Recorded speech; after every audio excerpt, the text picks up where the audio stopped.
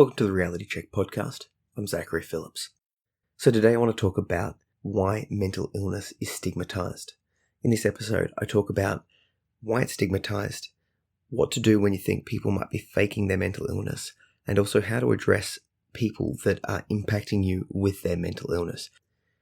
Before I get into it, I just wanted to let you know that I've released a couple of new fiction pieces, and I'll put the links down below to those. I think you'll like them. And also I just wanted to ask, if you're enjoying what I'm doing here, I would really appreciate you supporting me on Patreon.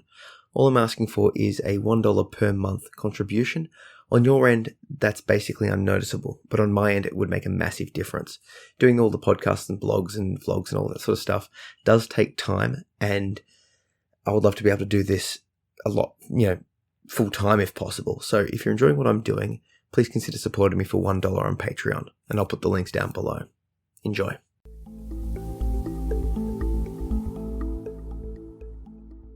So I've been really trying to think about why mental illness is so stigmatized, and the best solution that I've come up with is a lack of empathy and the subjective nature of mental illness.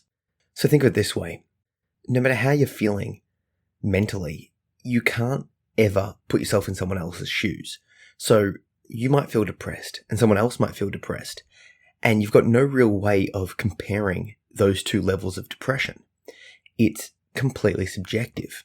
So what this does is when someone claims that they're depressed, someone else might look at it and go, well, I've felt depressed before, because to them they have. And that second person was able to get over it, was able to move on, didn't impact them that much. So when they look at someone else that's claiming to be depressed just like they were, they now go, well, why can't you get over it too? I got over it. I had depression. Why can't you move on? Why can't you get over it? It's completely subjective. There's no real way to determine if someone else's suffering is worse or not as bad as your own. So when I talk about having anxiety, when I talk about having depression or any form of mental illness, I can only talk about it from what I know from my own personal experience and what I see people, the level of functionality that I see people struggling with, the amount of stuff that they can do in their life, and how debilitated they are by their mental illness. But that leads to the second problem. Because you can't feel other people's pain, because it's impossible to get to other people's heads, you can only look at what they're doing. And then you get the issue of people saying, well, maybe they're faking it, maybe they're lazy, maybe they're, putting it on. Because once again, I've been depressed and I was able to get over it. Why can't they? Are they just trying to milk the condition, or milk the system for benefits, or for, concern, or for well wishes, or for whatever purpose? Maybe they're just being lazy.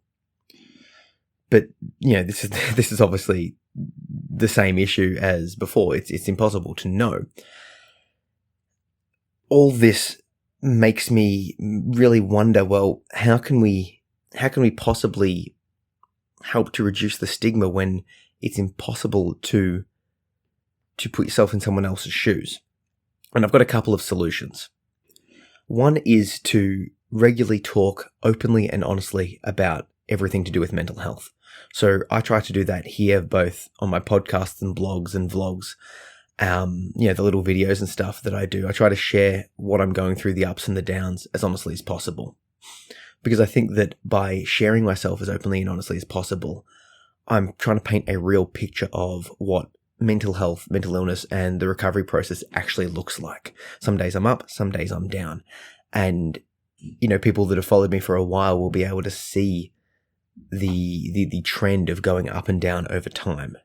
And that way they will see that there is those ups and there is those downs. And although I might say that I'm depressed or anxious, you'll be actually able to see the functionality rise and fall.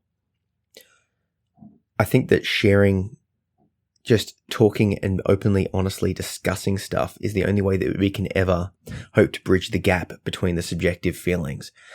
I've got a part of my website called the Share Your Story Project. And in that project, people are basically writing in and talking about their different experiences with mental illness, amongst other topics.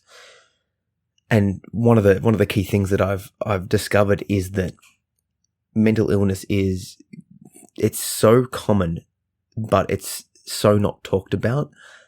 This project, the Share Your Story project, has really opened my eyes up to just how similar everyone's description of the impact of, say, an anxiety or depression or other mental illness actually is, or just how challenging it is to break an addiction, or just how hard it is to move on from trauma. By reading many, many, many different stories of people from across the world sharing their experiences with mental illness, I know that I and a lot of the readers have started to really see that they're not alone. And by sharing it with people, other people that start to read it will realize that, mental illness is real, the impacts are real, and that the stigma behind mental illness is quite a massive problem. All of this aside, though, it still doesn't address the issue of people believing that some people might be faking it. Because once again, how do you know? And I know I'm guilty of this in my personal life. I'll see people saying or doing things, and I've still got this, even though I talk about this, even though I do this, sometimes I still have this default reaction and go, are they putting it on? Are they being lazy? Are they faking it? And I instantly cut it. I instantly try and cut that short, because I know that whilst there will be a very, very small percentage of people that are, trying to use the terms and the issues of mental illness to their advantage and just sort of manipulating people, the vast, vast, vast majority of people that claim to have a mental illness do have a mental illness. And it's impossible, and I know this for a fact, that it's impossible to see inside someone else's mind, or just by looking at them, understand what's going through their minds. And I know this because people can't see that with me. I know that when I'm suffering, my face looks very similar to how it looks, if not exactly the same to how it looks when I'm not suffering. People can't tell. All that they can tell of my suffering is by when they see my functionality drop, when I tell them, or when I suffer a breakdown. So my default now is to give everybody the benefit of the doubt. Yes, I'm sure that there are some people that are faking it, but in general, you've got to give people the benefit of the doubt. If someone says they've got a mental illness, believe them. If someone says they've been sexually assaulted, believe them. You have to, because if we can't take people on their word and try and help them through with what they're going through, what are we left with? An analogy I like to use is when people talk about not wanting to give someone that's in need charity because they're worried that that person might use it on alcohol or drugs. And they're going, well, I don't want to give this person money because what if they spend it on something like alcohol or drugs, and that's bad, and, all of those sort of, that sort of line of reasoning. And my response is, well, yeah, there is a chance that that person might use it on alcohol or drugs, but there's also a chance that they won't. There's also a chance that that money that you give them might be enough to help them through their problems they're going through. It might be enough to get them into a shelter home for the night. It might be enough to give them some food to eat tonight. There will be a percentage of people, if you're a regular donator, there will be a percentage of people that will spend your money on alcohol or drugs, and that sucks. But does that mean you should not help people out? Does that mean you should just not help anyone at all because some people are rorting the system, so to speak? It's the same argument for government assistance. When I was 15, I moved out of home and I relied on government assistance to help me through school. I worked part-time jobs at McDonald's. I had government assistance to give me some money, and I also went to charity places to get handouts and do cooking classes to teach me how to cook, but really it was just to eat the food afterwards because I needed the food. Now, I knew other people my age that were basically effectively still living at home with their parents and rotting the system for the Centrelink money. They were being dodgy. I also knew other people that were in my exact same situation, moved out of home basically at the same time I did, and were struggling in the same way I was. Despite this, now that I'm an adult, now that I'm paying taxes, now that I'm effectively, giving people, like myself back in the day, money, I would definitely keep giving that money. I definitely think it's a worthwhile cause, even though I know that there are people out there dodging the system. The amount of benefit outweighs the issues that I have with people rotting or lying. And I think the same thing's true for mental health and mental illness. If someone's claiming that they're mentally ill or have a mental health concern, it's best to believe them. This doesn't mean that you need to give them, an excuse for being an asshole to you.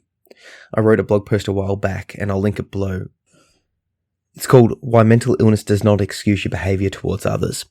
And basically what I was trying to say was that if you have a mental illness, or if you're on the other side of things talking to someone with a mental illness and they're treating you like crap, or you feel compromised by the situation, or they're causing your life to be negative, it's okay to cut those people from your life. Just because someone has a problem, or just because someone is mentally ill, doesn't mean you need to fix the problem. It doesn't mean you need to have them in your life and you don't need to save them. If you find yourself being used or abused by anyone, it's just cause to cut them from your life. If you have someone in your life that has a mental illness and they keep using that mental illness as an excuse to stand you up or to be abusive to you or to hurt you in some capacity, it's justifiable to end the relationship. I say that because unless you're like a parent or someone that's in a caring, a carer role, you're not a trained professional, and you don't have the skills and you didn't sign up for dealing with that sort of life and dealing with those sort of problems. It's a hard one to sort of wrap your head around, but if someone's not treating you well, the excuse that they give you is sort of irrelevant. I mean, let's say someone's a drinker, and when they drink, they get aggressive.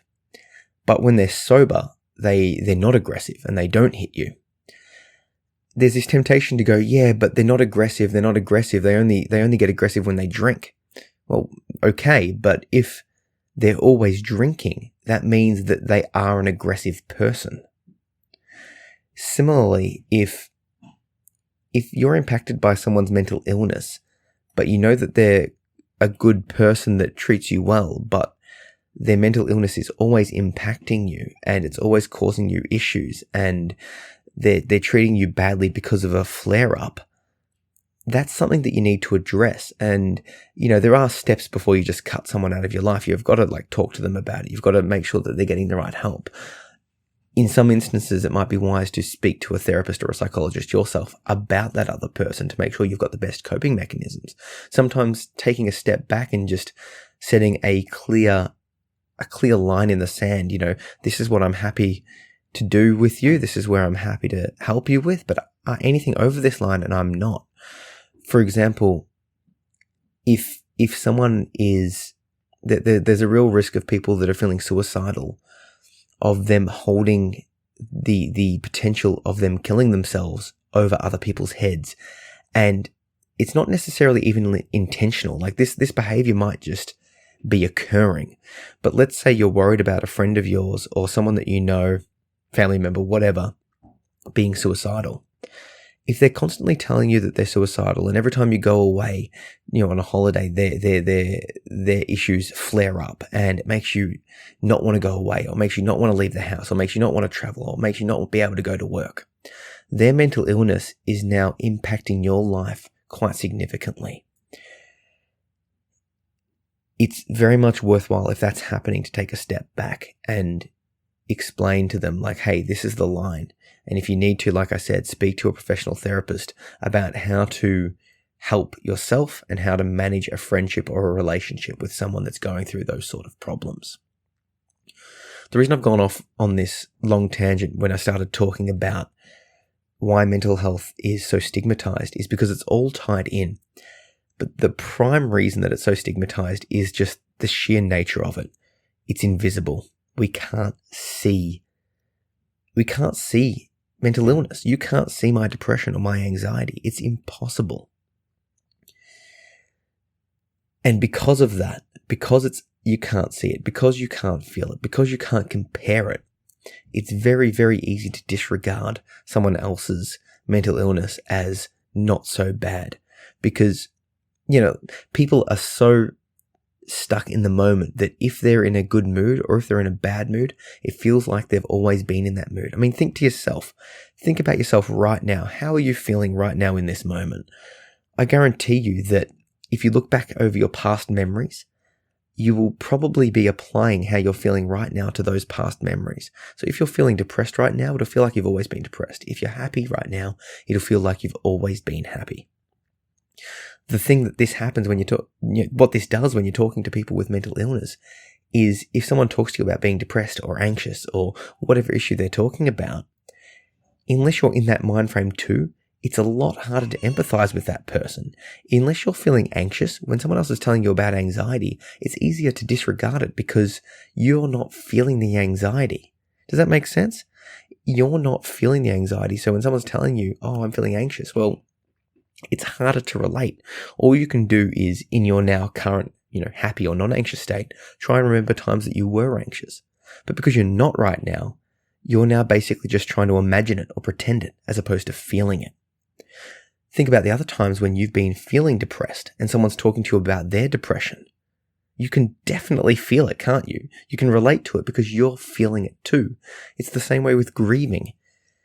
If you're in a grieving state and someone else is in a grieving state, you get each other instantly because you're both feeling those same feelings that unless you've gone through a loss and unless it's happened recently, people don't understand the feeling of that, the wound being open, the salt, just the feelings that you have. With all this in mind, like I said, I think the best way that we can address the stigma around mental illness is just by talking about it openly and honestly. I encourage everyone that if you're getting something out of what I'm doing, share it widely.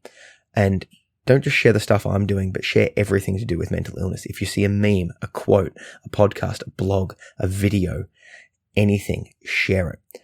And sharing it will do a bunch of things. The first one is it will help to normalize discussion of mental illness. And that's just inherently a good thing. Secondly, it will let the world know and let the people on your, social media know that you are someone that's open and honest and happy to talk about mental illness. They might not comment, they might not like, but it will sit in their mind. And if they're struggling at some stage, they might come to you for support. And that's a good thing because it's far better for someone to say, hey, I'm struggling right now. Can you help me out a little bit? Than for them to, attempt suicide or self-harm or, get down the addiction path or anything like that. It's far better for them to reach out and say, hey, I've seen that you've posted this sort of stuff. Do you reckon you can help me a little bit? And please don't worry. If that does happen and you don't feel like you're in a position to be able to help that person, simply refer them on. Say, hey, let's find a support group. Let's find a therapist. I'm not able to help you with this directly because I don't know. And, I'm not 100% comfortable. Just say something like that. But hey, I will help you find a therapist. I will help you find those support groups because I'm here for you and I'll help you. And that could literally save someone's life. And the final thing it will do will be when you share stuff about mental illness online, people will start opening up to you about their stories. You'll open up to them about your stories. You'll develop more connections and you too will have more resources and people to go to for support if and when you need it. So the best thing, once again, is just to share something like this podcast or any other mental health related things and just help to spread the word and share the stories. And speaking of share your story, I'm going to put a link down below to the Share Your Story project. If you've got a story that you would like to share, click the link, check out the ones that are up. And if you think it's your style, please submit one because I really want to share the stories of people that have gone through or are going through mental illness and the recovery process or anything that's sort of related to those sort of stigma-based stuff. So moving on from trauma or addiction or anything like that. Click the link, check it out and let me know what you think. And like I said at the start, if you're enjoying this podcast, please support me on Patreon, patreon.com/Zach P. Phillips. Thank you.